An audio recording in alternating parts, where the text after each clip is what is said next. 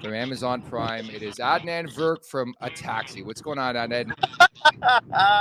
Nick, it's great to see you. Thank you so much for coming on NHL Unscripted, our podcast with Jason DeBear. So I love the home and home. As soon as you reached out, I said, no, you helped us. I got to help you out. Great to see you as well, Jay. Loved you with the Leafs, of course. And yeah, I'm in a Beck taxi right now. I was staying at the Delta downtown, right next to Scotiabank Arena.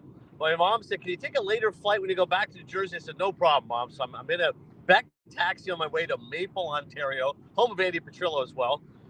So good to be with you guys.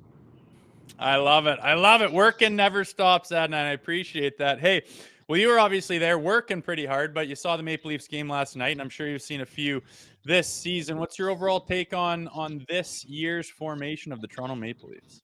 So it's been a great season so far, Jay. It's amazing. You know, being in Jersey, you have a different view. So, you know, born in Toronto, obviously grew up in Ontario, but now I'm there in the States. So you have this jaundiced, jaded view of the Leafs naturally because you say, well, it's since 1967, but you can be a little bit more separated from it. Go, but this is a really good team. Like, you shouldn't always look at past history. Just look at the data in front of you and say, okay, in the past they've been a prolific offensive team, but they're certainly stronger defensively this season. They've had appreciably better goaltending, and Craig Berube's brought a certain sense of his sensibility to this team. And they're 4-0 so far on Amazon Prime. So clearly, Leafs Nation, you got to have us on Amazon. Yes. Monday Night Hockey, it's on Prime. But the big thing when I talk to Chief, you know, Berube's all about physical and tough. You can tell he's got, like, again, his mindset has been instilled upon this team. Maybe they're not as flashy as they've been in the past, but, like, he's going to make sure that these guys are diligent in their checking assignments. They're going to be defensively responsible. They're not going to make dumb mistakes. They're not going to be undisciplined.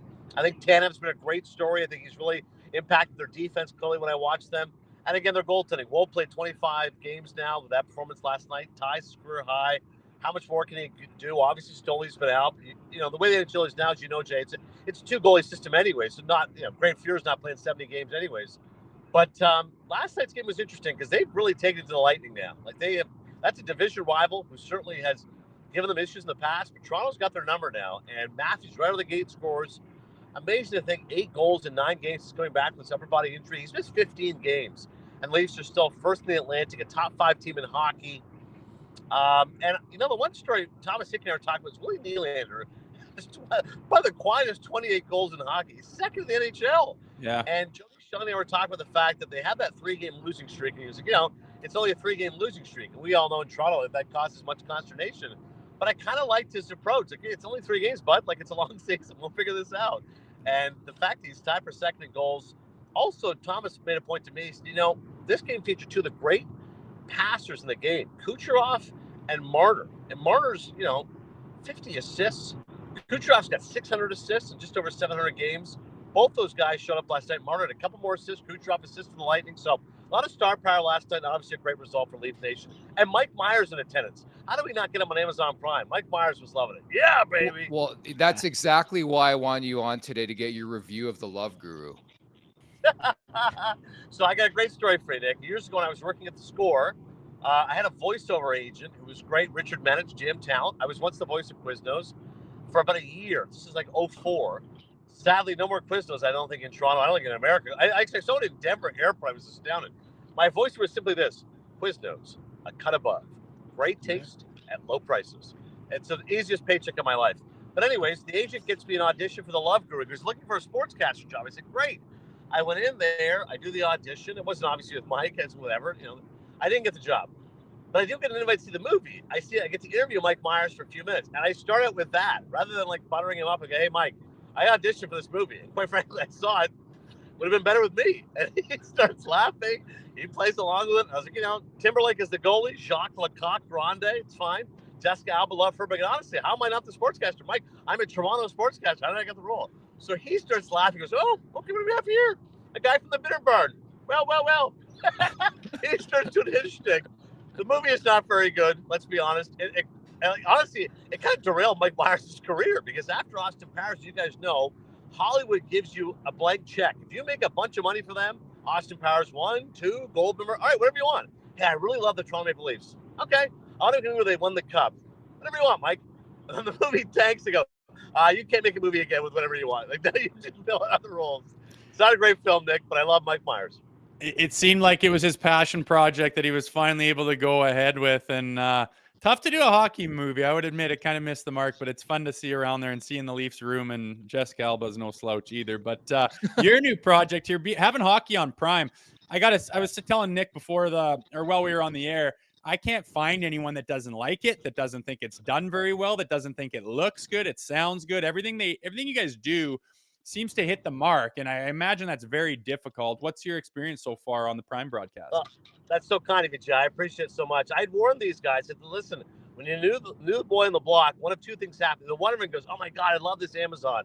It's so fresh, it's so different. Or they're going to go, I hate these guys. I'm used to what I'm used to. I don't like these guys coming on the block. And thankfully, it's from the former. And you're right. I don't know what's happened, the magic elixir that we have, but I try not to stay on social media, but I check it out eventually. People will send it to me, and it's all been positive. And I think it also comes down to Mark Askin, our executive producer. He's unbelievable. Mark did hockey in Canada for years. He's an extraordinary producer. And all of our talent, right? John Forson's called hockey for 30 plus years. I remember calling Whalers games way back in the day.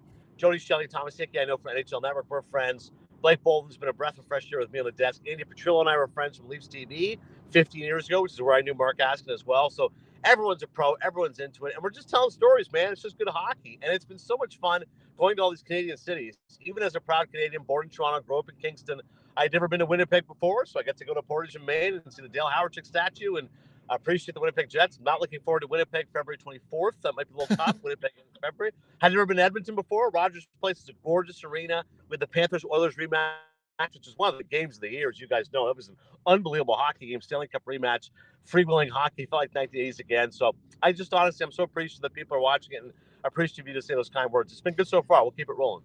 So Adnan, there's 6 degrees of separation. 2009, you worked for MLSC. That was the year I guess they acquired Phil Kessel. But when Jay Rosa was on that Maple Leafs team, what do you remember about your time there with MLSC? It was great. I'd left the Score, and Greg Sansoni, who now runs Sportsnet, Greg was running the Score at the time. I was like, listen, man, I got this opportunity at MLSC.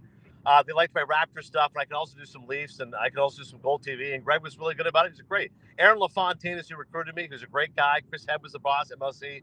But we had a wonderful roster. I mean, that's where I got to know Andy, and of course, Askin on the Leafs side of things. But the Raptor side, Sherman Hamilton's a great dude. Dan Glavin was a great producer. Dave Leader.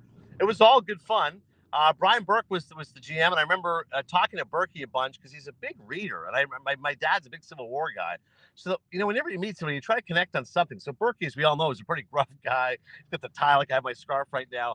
I remember, of all things, like the Civil War, I got him going on. He was like, oh, you're into the Civil War? I'm like, Antietam, unbelievable. He's like, So, I remember, I can't remember at least few hours at the time. Berkey's like recommending this 800-page Civil War book to me. And I'm like, do I have to read this book in order for job security? I probably do. So I'll dig in as much as I can. But it was a wonderful year. The Raptors weren't very good, but I love Jim LeBumbert, of course, the Raptors PR guy. And the people there were great. And it's kind of like, I'm glad you mentioned Nick, because it's a real forgotten footnote in my career.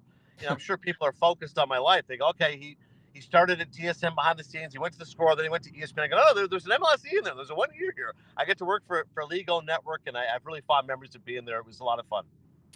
And being around on some different outfits, like you said, you've been a part of. Is there a big difference covering hockey, say in Toronto, where it's kind of the hotbed, as opposed to say covering it in the States? Yeah, what I've noticed, Jay, is that, well, first off, they focus more on American teams. Like oftentimes, like this past weekend, I was like, oh, Leafs have Saturday night. They're like, not as big here in America. I'm like, fair point. So it's more Bruins, Rangers, Flyers, Penguins, even the Blackhawks, as much as they've fallen off. So certainly there's more of a focus on American teams. But I find that as the American players have improved, there's much more embracing of the sport, quite frankly. Like, I don't know how much buzz you guys feel for the Four Nations. John Forrest and I were joking about it yesterday. I'm like, it's not exactly the Olympics, but maybe people will get buzzing about it. If you're a hockey fan in the middle of February, why wouldn't you be watching it? But I do think for Americans, they go, hey, we're the favorites right now. Like, you look at FanDuel odds, you're plus 160. You got Connor Hellebuck, who's going to win his third Vezina. Nick Alberga made an excellent point. It's unscripted. Hellebuck shouldn't just be getting consideration for a Vezina. It's slam dunk. He should be in the Hart Trophy conversation. This is, Jose Theodore, Carey Price type territory, who's good he's been. So I think that U.S., they've certainly focused on their own naturally. And the amount of people have said to me, oh, I don't necessarily watch NHL, but I love Olympics. Like, I'll get into that. I'm like, okay, so Americans are obviously very patriotic. They care about hockey at a patriotic level. They'll get excited about that. And with Four Nations, the fact that they're favored to win, again, Canada still has a lot of offensive firepower. I like our odds. I think we're plus 170.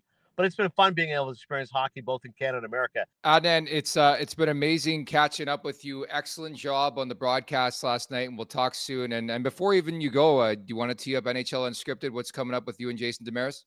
Absolutely. Listen, Jay's an unbelievable guy. He's so funny. He's so entertaining. He's a proud Sharks fan. What I've been impressed with him by is somebody said to me, like, he can go everywhere. I said, meaning he'll talk NHL. Like, if you want to talk about, the neutral zone trap, he's well-versed in this. But he's also a really funny guy. And we can talk movies and we can talk other sports and things that annoy him, like why on planes you have to put your bag underneath the seat all the way. And he's got a little Larry David in him here when it comes to being frustrated about things, which I appreciate. So Demers has been a lot of fun. I think we got Martin coming up this week. So we got some good guests coming up. So and it was great that you were on, Nick. Seriously. Jay, one good thing about Nick, he comes on, he did his research. He actually had numbers and data. I'm like, you know what? That's a pro guest there, Nick. Well done. I told you, first time ever, buddy. Appreciate your time. We'll talk soon and have fun with the fam, okay? First ever episode done from a Beck taxi. I'm here at my parents' home now. Exquisite timing. Well done, boy. Perfect timing, buddy. See ya. Thanks, Adnan. Take care, guys. Thank you for having me.